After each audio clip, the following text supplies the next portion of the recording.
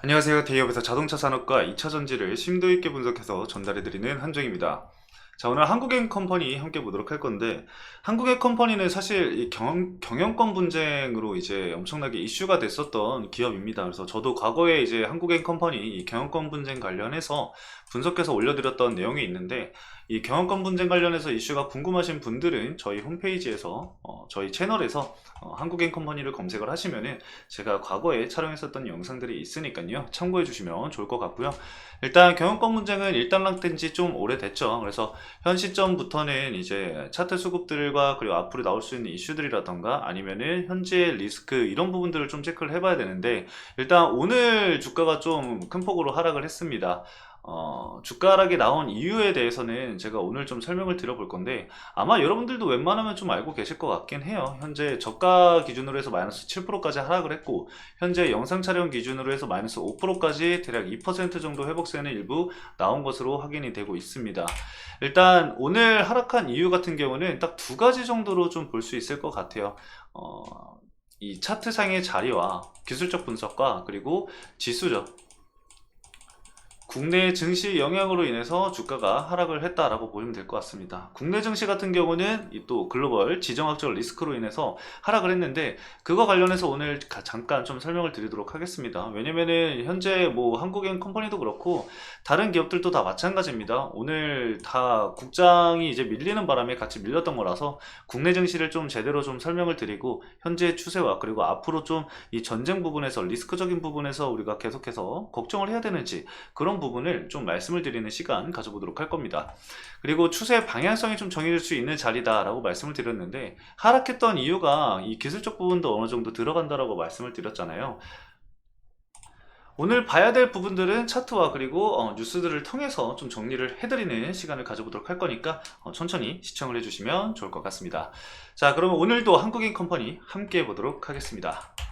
자, 차트를 먼저 좀 보도록 할 건데, 사실 이 한국의 컴퍼니가 주가 상승이 강하게 나왔었던 이유 자체가 경영권 분쟁 관련해서 이슈가 되면서 주가 상승이 강하게 사실 나온 거잖아요. 그래서 이거에 대한 차익 실현이 나오는 것은 너무나도 당연한 수순이라고 생각을 해요. 그래서 주가는 어쩔 수 없이 떨어질 수 있는 이런 하락 기조에 있다라는 것은 우리가 알고 있었을 거라고 생각을 합니다. 그래서 좀 체크를 해봐야 될 부분들이 어떤 거였냐면은, 일단은 이 단계적으로 이제 지켜줬었던 자리들, 최근까지 좀 지켜줬었던 자리들을 이탈을 하지 않는 선에서 주가가 움직이는지를 좀 체크를 해봤어야 해요. 근데 지금은 추세 자체가 좀 무너지는 흐름을 보여주고 있는 상황이죠. 그래서 이런 부분들을 봤을 때 상승 기조가 다시 나오는 게 아닌 이상 당장은 반등을 하기가 좀 힘들다고 생각을 할 수가 있어요. 일단은 오늘 같은 경우는 장기 이평선을 좀 지지를 받는 모습을 보이고 있는데, 만약에 장기 이평선까지 이탈을 나오게 된다고 한다면은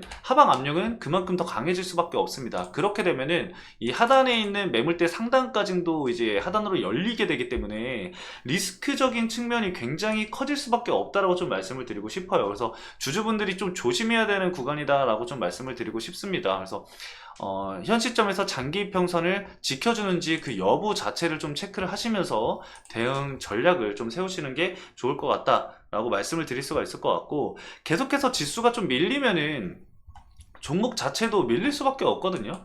그 영향을 받을 수밖에 없기 때문에 지금 이 글로벌 리스크, 이 지정학적 리스크인 이스라엘과 이란과의 전쟁은 굉장히 큰 리스크로 볼 수가 있습니다. 그래서 이거를 제가 오늘 한번 정리를 해서, 그리고 여러분들이 걱정을 하지 않아도 되는 부분에 있어서 한번 좀 말씀을 드려보도록 할 겁니다. 자, 일단은 오늘 있었던 악재가 어떤 부분으로 좀 진행이 됐었는지를 잠깐 체크를 좀 해보면은, 먼저 이스라엘 미사일이 이란 내부를 타격을 했다라는 속보가 갑자기 쏟아지기 시작합니다. 이 텔레그램이 요즘에는 좀 유지가 되고 있기 때문에, 유지가 아니라 이제 활성화가 되고 있기 때문에 이런 속보가 굉장히 빠른 속도로 퍼지거든요. 그래서 좀 빠르게 퍼지면서 시장에 가장 크게 좀 영향을 준 부분이 있고, 이로 인해서 유가가 갑자기 반등을 하기 시작을 합니다. 그 이후에 이제 로이터에서 이란의 이 이스파한 항공에서 원인 불명의 폭발음이 들렸다고 하는데, 이게 사실 오늘 시장에서 가장 큰 이 하방 압력을 가한 이슈라고 보면 돼요.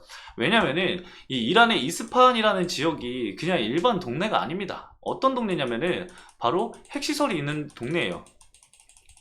이 핵시설이 있는 동네다 보니까 이 폭발음이 들렸다라는 것은, 이 이스파한에서 폭발음이 들렸다라는 것은 핵시설을 공격을 했나라고 생각을 해볼 수가 있는 거기 때문에, 그렇기 때문에 증시에 오히려 이 하반 압력의 이 폭이 굉장히 커질 수밖에 없다라는 거죠. 그래서 이 시점을 기점으로 해서 마이너스 3%까지 지수가 하락을 하게 됩니다. 코스피고 뭐 코스다이고 둘 다 상관없이 3% 이상 하락을 했죠. 그로 인해서 유가가 굉장히 크게 상승을 했는데, 이후에 이제 미국 쪽에서 좀 제재를 하듯이, 뭐 중재를 하듯이 이런 이슈가 나옵니다. 미군 소식통에서 이스라엘의 이란 영토 공습이 제한적이다라는 이슈가 나오면서 일부 회복세를 다시 보입니다. 지수가 정말 변동성이 오늘 심했거든요. 그리고 나서 정말 마지막 피날레는 이거죠.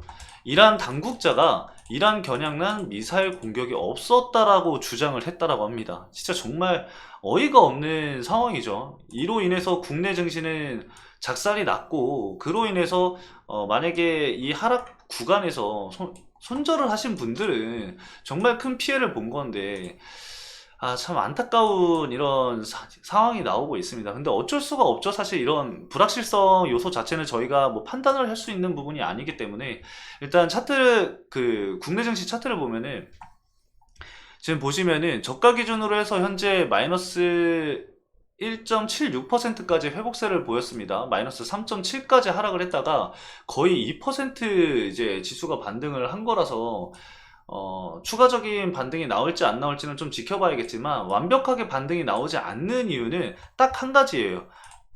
제가 방금 말씀드렸던 부분이죠. 바로 불확실성이에요. 이 불확실성 때문에 회복세가 나오지 않는 겁니다. 그러면은 우리가 계속해서 이런 불확실성에 계속 공포감을 가지고 있어야 하느냐? 그건 아니라고 저는 생각을 합니다. 그거를 좀 뒷받침할 수 있는 근거를 좀 말씀을 드려보면은, 해당 자료는 키움증권에서 이제 가지고 왔습니다. 키움증권에서 이제 발표한 자료에 따르면은 전쟁으로 인해서 여태까지 주식시장이 어느 정도 빠졌냐를 이제 데이터로 계산을 해본 거거든요. 이것만 사실 본다고 하면은 이 9.11 테러라던가 이라크의 이 쿠웨이트 침공, 그리고 러시아와 우크라이나 전쟁처럼 이 글로벌, 이 정말 굵직굵직한 이 전쟁들이 아닌 이상 하락에는 좀 제한이 있다라는 거예요. 평균적으로 주가가 빠진 걸 보면은 당일에는 마이너스 1.7%, 그리고 저점까지 대비해서 마이너스 6.7%입니다. 자, 그러면은 최근에 이스라엘과 하마스가 전쟁을 진행을 했을 때는 마이너스 5.4% 정도 하락을 했고요. 현재 오늘 저점 기준으로 해서 이스라엘과 이란의 전쟁으로 관련해서 하락한 부분이 현재 마이너스 4.7%입니다.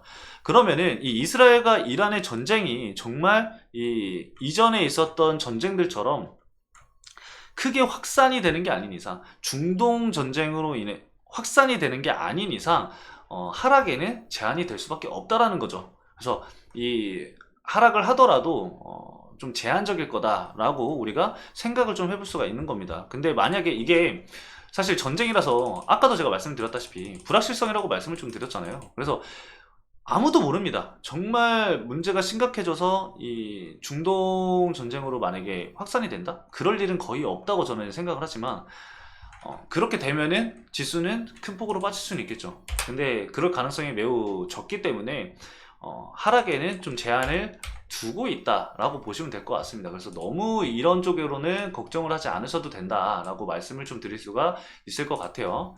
자, 그리고 마지막으로 좀 수급적인 부분을 좀 체크를 해보면은, 사실상 메이저 수급으로 볼 수 있는 부분들이 그렇게 많진 않습니다.